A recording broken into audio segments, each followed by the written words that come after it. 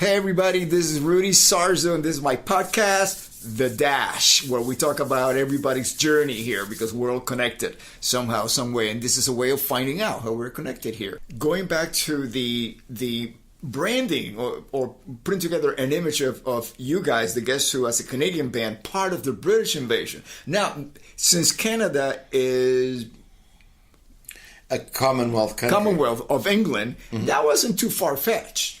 No, and we kind of maybe had a bit of a leg up, yeah. Mm-hmm. But also in Canada at the time, they had to play 30% content. Yes. Canadian. Yes. And that could be producer was a Canadian or one of them is... I don't know how strict it was when it started. I think it was pretty strict and then they relaxed it a little bit. So you could say that helped artists in Canada because it forced radio stations... You know, when you live in the shadow of the giant music machine, which is the United States, which created... jazz, blues, rock, country. It's a lot of genres of music. Yeah. You know, yeah. It's easy just to take the artists that come from the United States and put it on your radio stations in Canada. Yeah, I do recall when I toured with Ozzy in 81, 82 in Canada, we had to bring along as a opening band, a Canadian national, really? Canadian band. So it was still happening during the 80s. Yeah. You know. And I think we kind of made it just before that. We made it without that Canadian. Oh, content. really? Yeah.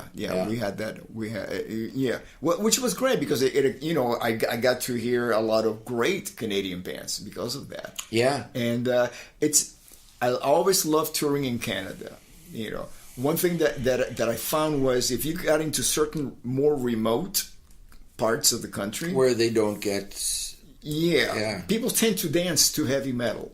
I remember well, it's cold there. You have to keep moving. I remember our first gigs outside of we started in Victoria, then went to Vancouver, and then we just started going east. At the time, Winnipeg, Calgary, Edmonton. And I used to look at Randy on stage and go, they're dancing to Mr. Crowley. It was so odd, But it was great. I really, I still do, but love touring in Canada. It was fantastic. So going back to the British invasion, did you guys ever tour in England? Did they consider you guys in England a British band? For some reason, all we ever did in Europe was a promotional. In the heyday when the band was big in the United States of America, I think we only had one hit in Europe, which was American Woman. American Woman. Yeah. Now, American Woman was. When did Randy Bachman leave the band? Right after the American Woman album.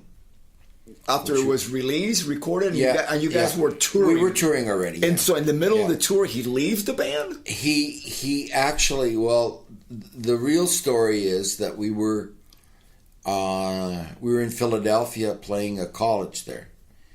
And I went out that night. There was a bunch of kids hanging around the backstage area. And they wanted us to come to the one of the keyboard player.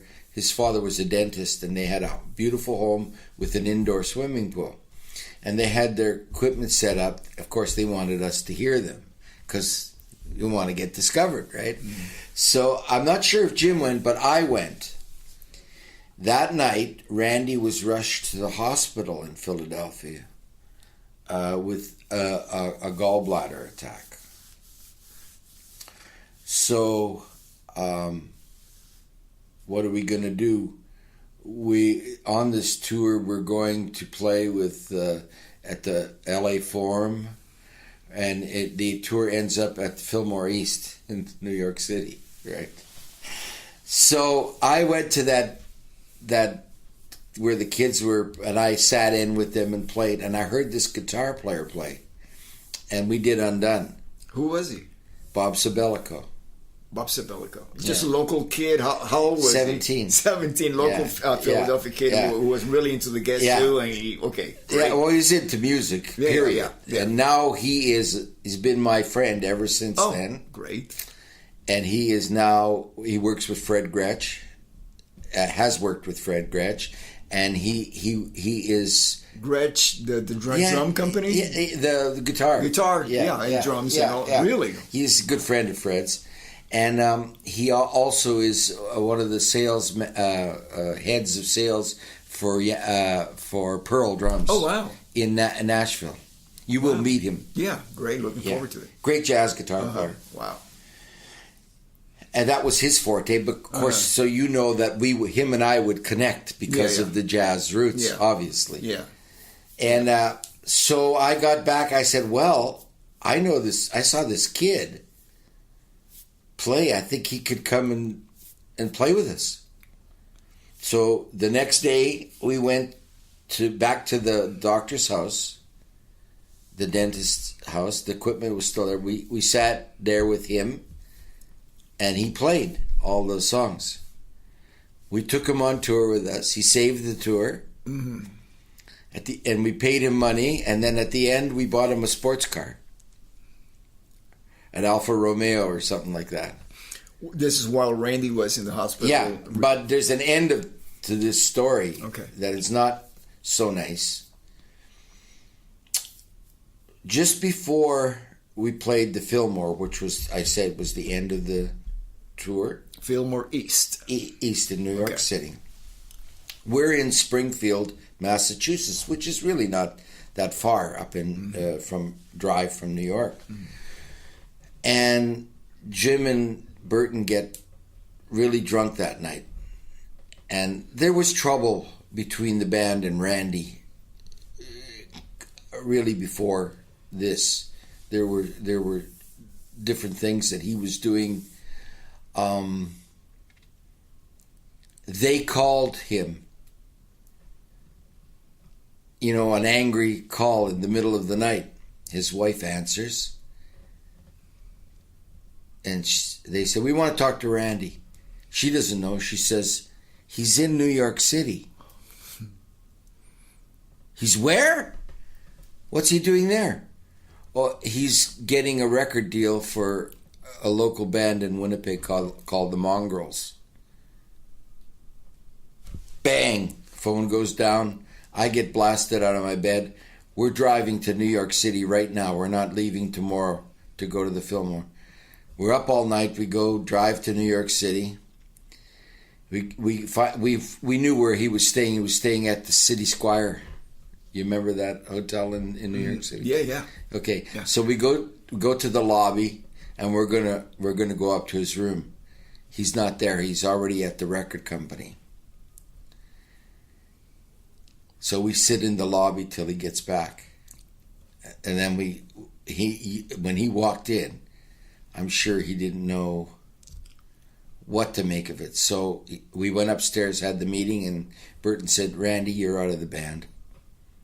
Because he was using the band in a way he didn't want to tour. Because when you start getting heavy publishing royalties and writing royalties, you got a source of income that the rest of the band doesn't have. I mean, the guys that don't write, they only make money when they're on the road doing live gigs. Yeah.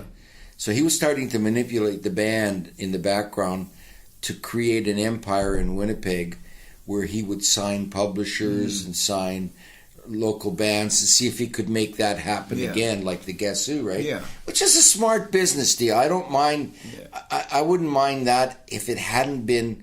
Here we are struggling with this kid on the road. I mean, it was okay, but it wasn't the real band. And now we're going to go into the Fillmore East, which was hard for our band to get into. We weren't well liked by that FM underground. Yeah. We were a pop band. So anyways, when we asked him to leave the band, he said, "Well, it's okay. I was thinking of quitting." So when you hear interviews from both sides, it's like which came first, the chicken or the egg. He will say he quit the band because we were all doing drugs. And you know me, I'm not doing any drugs or anything. Yeah. You know, never. So anyways, we decided that he would play the last gig with us at the Fillmore. At the Fillmore. And that was it. And I was mad because I wanted Bobby to be able to play along with us. Mm-hmm. And he never got to play there. Mm. And I thought, you know what? This kid saved us. Yeah. Right? You know, let him play. Randy played 6 guitar tracks on every Guess Who hit, right? If you listen. Yeah. I said, he can play one of the rhythm parts, you know? Yeah. But no, it wasn't that way. And so that was the end of the Guess Who Randy band. Yeah, but the band continued to have hits. Yeah, because we went back home. And we said, okay, now what? Who are we getting for a guitar player? We need a regular guy. And of course, we didn't go outside of Winnipeg, really. It was us being homers and being, you know, who could we get here? And there were a couple of guys, and it was my idea, and Burton has even said this in print. I said, look at the Southern rock bands. They always have 2 lead guitar players. And I said, listen to what an American Woman sounds like on stage when that rhythm, which is da da da da da da da. When Randy solos, it's bass and drums. Yeah. Because Burton doesn't play anything in American Woman. He just sings it at the microphone. Yeah, yeah. So I said, let's get 2 guitar players. Let's be smart. You know, you can, when one is soloing or they'll play, they can, and that was the advent of getting Kurt Winter and Greg Lescue, who were both different. Greg had a jazzier background, and Kurt was, you know, Mothers of Invention and, you know, that kind of Beatles and Stones kind of player. And they kind of melded together very well. And if you listen to the Share the Land album, you'll hear the double guitar parts, the double leads, and even solos where they step all over each other. I mean, there's no... Here's a 16-bar solo, both of you play at once, you know? Yeah, but, you know, since I play the catalog, you know, I played songs from the Randy Bachman era and then the post Randy Bachman. There's a consistency, quality. Yeah. You know, which it has a lot to say about the core of the band. Yeah. You know, not just bringing in new guitar players, but you guys as a whole, you know, that kept that consistency of quality. There is no doubt about it. And so I want to talk about your collaboration with Bachman Turner, but before that, how did the Guess Who ended in the 70s? In 1975 was the end of the era of the band. What brought it to a close? I have my own feelings about it. I think Burton was talked into it by the guy who's now his manager. He's been his manager since the 70s. Well, he's been his manager. No, he was the first band Burton was ever in. The one we got him from was called the Devrons.